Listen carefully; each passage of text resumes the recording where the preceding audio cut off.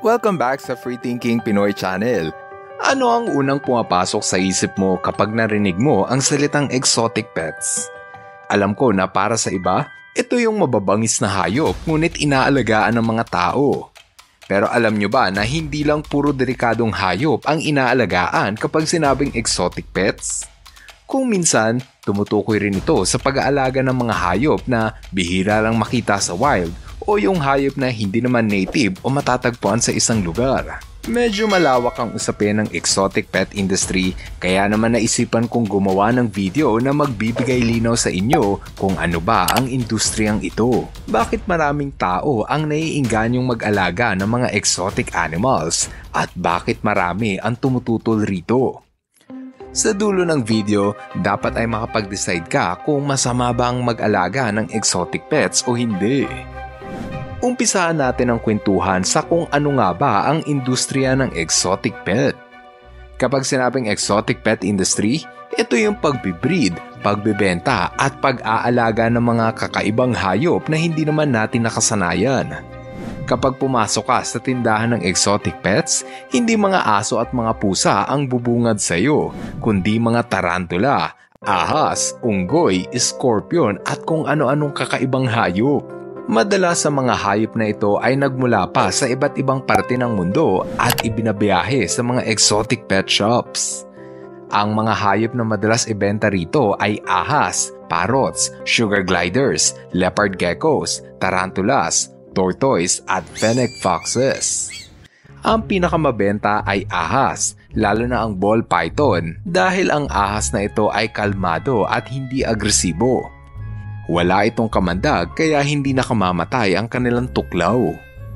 Kapag nilagay mo ito sa pwesto na may katamtamang init at medyo mamasa-masa, siguradong magiging malusog ang ball python.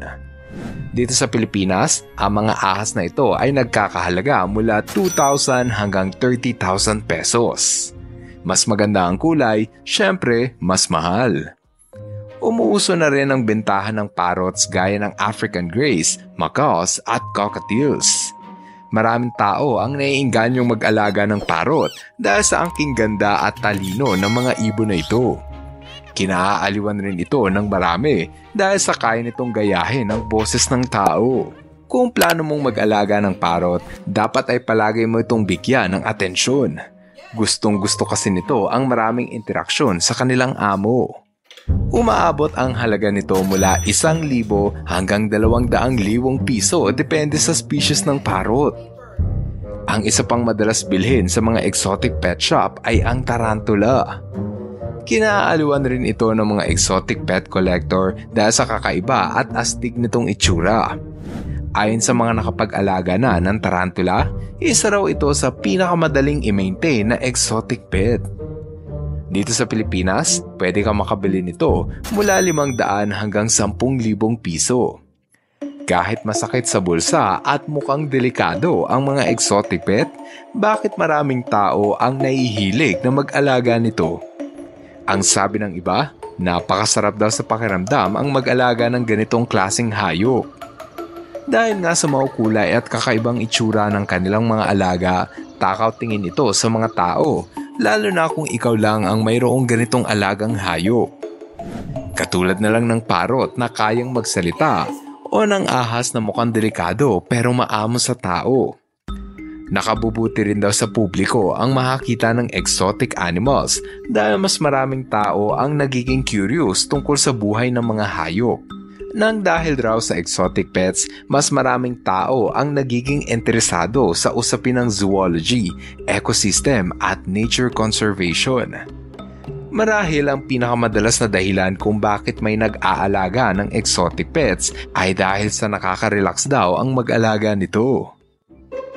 O di ba't napakasarap panuuri ng mga pambihirang isda habang sila'y lumalangoy? O di kaya naman ay pagmasda ng mga geckos habang sila ay naglalakbay sa kanilang maliit na kulungan? O kaya naman ay pakinggan ng mga huni ng mga nagagandahang ibon habang ikaw ay nagpapahinga? Kahit na maraming magandang epekto ang pag-aalaga ng exotic pets, mukhang marami din itong masamang epekto sa kalidad ng buhay ng hayop. Ang pinakamadalas na downside ng pag-aalaga ng exotic pets ay ang hindi maayos na pwesto na tinitirahan ng hayop. Madalas kasi sa mga hayop ay inilalagay na lang sa maliliit na hawla o kaya naman ay sa maduduming kulungan. Kawawa naman ng mga hayop sa kulungan na ginawa ng mga tao. Dahil sa pangit na kondisyon ng tinitirahan ng hayop, madalas sa kanila ay namamatay sa stress. Nagiging delikado rin ang mga exotic pets habang sila ay lumalaki. Gaya na lang ng mga baby na leon. Cute lang sila habang bata, ngunit sa paglipas ng ilang taon, para na itong halimaw na kayang kumain ng tao. Kahit ikaw pa ang nag-alaga sa hayop noong baby pa sila, pwede ka pa rin itong saktan paglaki. Meron ding iba't ibang uri ng virus at bakterya na pwede nating makuha sa mga wild animals. Gaya na lang ng salmonella, rabies, bird flu at swine fever. Pinaghihinalaan din ng mga scientists na ang kumalat na COVID virus ay nanggaling sa exotic animals na hinuli ng mga tao sa gubat ng China. Marahil ang pinakamasamang epekto ng exotic pet industry ay ang paghihikayat sa mga tao na hulihin ng mga wild animals para gawing alaga sa bahay. Ang tawag rito ay animal cruelty dahil sa pilitan mong kinuha ang hayop sa likas nilang tahanan.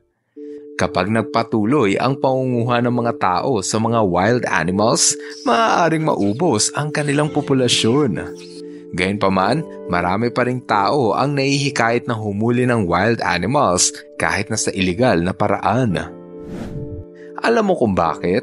Pwede ka kasing kumita ng maraming pera kapag nakapagbenta ka ng exotic animals. Dahil dyan, mas sumisikat ang industriya ng exotic pet dahil maraming negosyante ang yumayaman rito. Kapag ang isang hayop na kinuha mula sa kagubatan ay inilagay mo sa kulungan, maaaring hindi sila makapag-adapt sa bago nilang tirahan.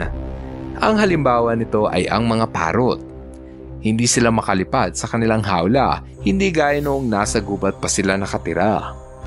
Kaya naman maaaring mabagot ang parot, ma-stressed o maging agresibo dahil hindi sila sanay mamuhay kasama ng mga tao. Ang stress pa naman ang pinakamatinding kalaban ng hayop kapag nasa kulungan. Gaya na lang din ang unggoy. Kapag na-stress ang unggoy, maaaring saktan nila ang kanilang sarili o anumang bagay na masama sa kanila. Maaaring saktan nila ang kanilang sarili na humantong sa kamatayan. Kaya naman kung isa ka sa mga tao na nagbabalak na mag-alaga ng exotic pet, pag-isipan mong mabuti kung ito ba ay nararapat para sa iyo. Tandaan, merong kaakibat na responsibilidad ang pag-aalaga ng hayop, kaya kung wala kang sapat na oras at budget, mas mabuti kung wag ka na lang mag-alaga. Hindi mo maipapakita ang pagmamahal mo sa hayop sa paraan ng pag-aalaga ng exotic pets. Sa tingin ko, mas maipapakita mo ang malasakit mo sa hayop kung pababayaan mo silang mamuhay sa likas nilang tirahan ng malaya. Kung ikaw ang tatanungin, gusto mo rin bang mag-alaga ng mga exotic pets? Anong exotic na hayop ang gusto mong alagaan? Siguro, ang pinakamagandang tanong rito ay pabor ka ba o okay lang ba sa'yo ang pag-aalaga ng mga exotic na hayop o tutol ka rito? Kung ano man ang opinion mo, pa-comment na lang sa ibaba ng video nang mabasa namin. Ngayon, andito na tayo sa ating shoutout portion. Hello kay Bangs Aquino. Shoutout kina Sabrina at Princess Lian, Cody Paul Albay at Tito Jeff Mark Lozano. Happy birthday kay Jeremy Rain Casil, James Sabuero at Jerome Anggang, Clark, Daddy Simon at Mami Tina, at kay Renzel Espadero. Maraming salamat sa inyong panunood now. See you guys in our next video. Bye-bye! Ka-FTP viewers, thank you so much sa panonood mo na aking video. Kung nagustuhan mo ang video na ito, subscribe na sa FTP channel. Don't forget to hit the bell button para updated ka sa mga bagong videos. Paalam!